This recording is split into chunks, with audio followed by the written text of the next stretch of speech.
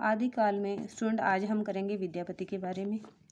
आदिकाल में विद्यापति जो थे उनका रचना काल है 1403 ईस्वी।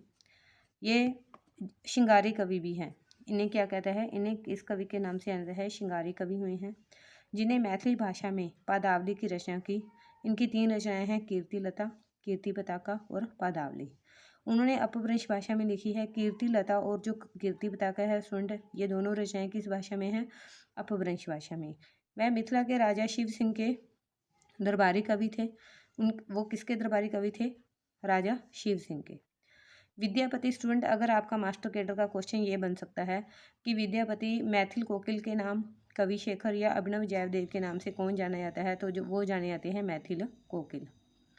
विद्यापति शैव थे। शैव मतलब शिव जी के भक्त थे, तथा उनकी पदावली में भक्ति एवं श्रृंगार का समन्वय दिखाई पड़ता है। विद्यापति ने नायिका की व्यय संधि का मनोरम चित्रण किया है।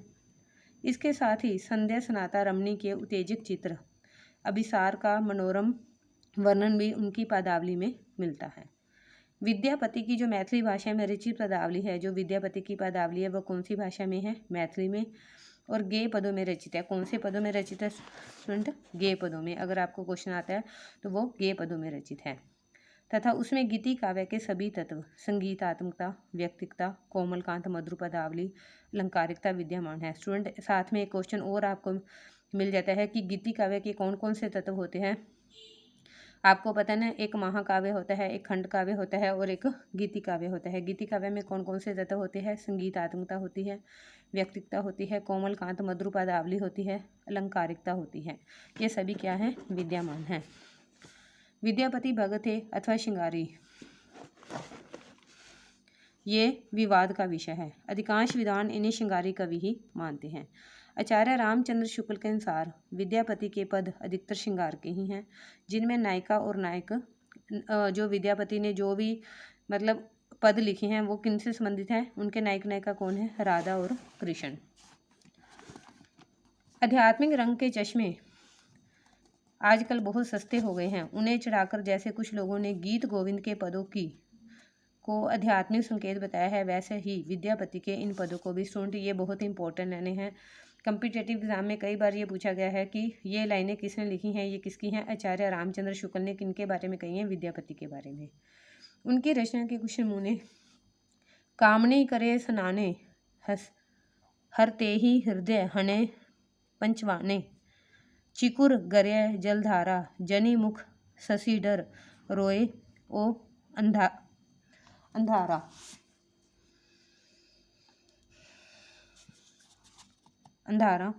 व्यय संधि के मधुर चित्र भी विद्यापति पदावली में उपलब्ध होते हैं।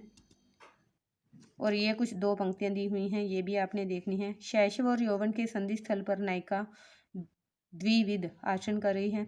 लगता है शैशव और यौवन में संघर्ष छिड़ गया है। शैशव जाना नहीं चाहता, किंतु यौवन उसे शरीर से भगा देने का प्रण ठान बैठा है। शैशव के वशीभूत होकर नायिका कभी तो अपने वस्त्रों की ओर असावधान हो जाती है, किंतु यौवन सुलभ लज्जा से कभी अपने आंचल को वक्ष पर डालकर विकसित होते और रोजों को ढक लेती हैं।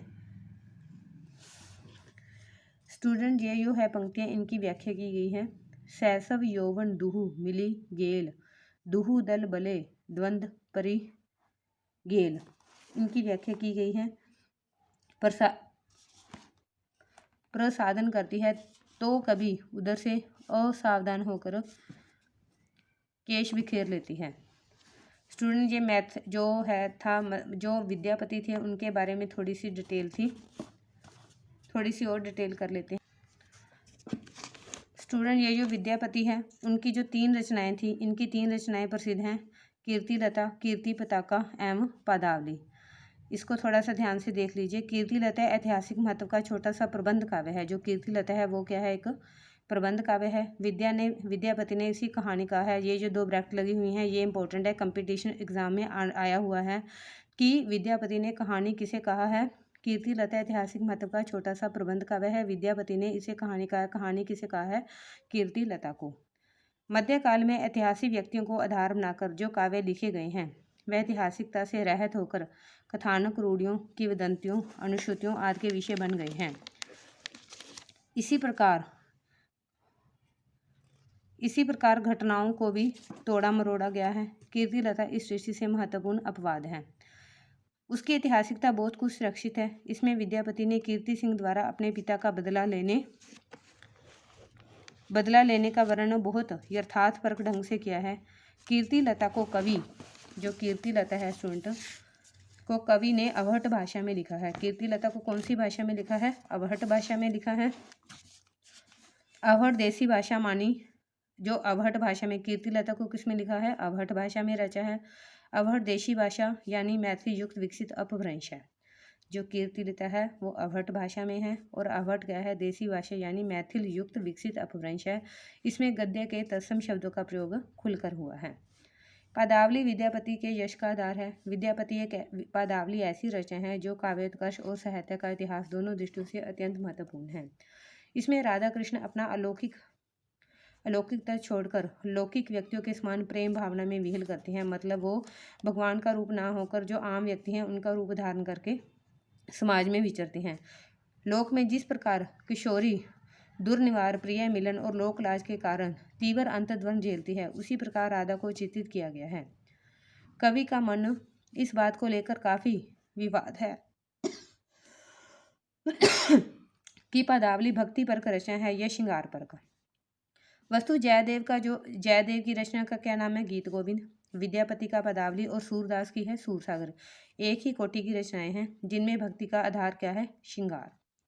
पदावली के एक पद की कुछ पंक्तियां इस प्रकार है। सरस बसंत समय बल पावली, दक्षिण पवन बह धीरे, सपनेहू रूप बचन एक भाष्य, मुख से दूरी करू चीरे, के बेरी काटी बनावल नव के तियो तुलित नहीं भेला, भड़न विद्यापति सुनकर जोवित ई राम ई सम लक्ष्मी समाने, राजा शिव सिंह का नारायण लख्य देह प्रति भाने। स्टूडेंट, ये था आज का हमारा वीडियो विद्यापति के बारे में। आपसे एक हम्बल निवेदन है कि अगर आपको ये मेरे वीडियो अच्छे लगे मास्टर कैडर के, तो प्लीज़ चैनल को सब्सक्राइब कीजिए ताकि मैं नेक्स्ट टॉपिक के वीडियो आपके लिए बना सकूं, और उस वीडियो जो भी टॉपिक पढ़ाऊँ उसमें जो क्वेश्चन बनते हैं वो आपको बता सकूं कि कॉम्पिटिटिव एग्जाम में कौन कौन से क्वेश्चन आते हैं। Student, thank you student, please subscribe my channel.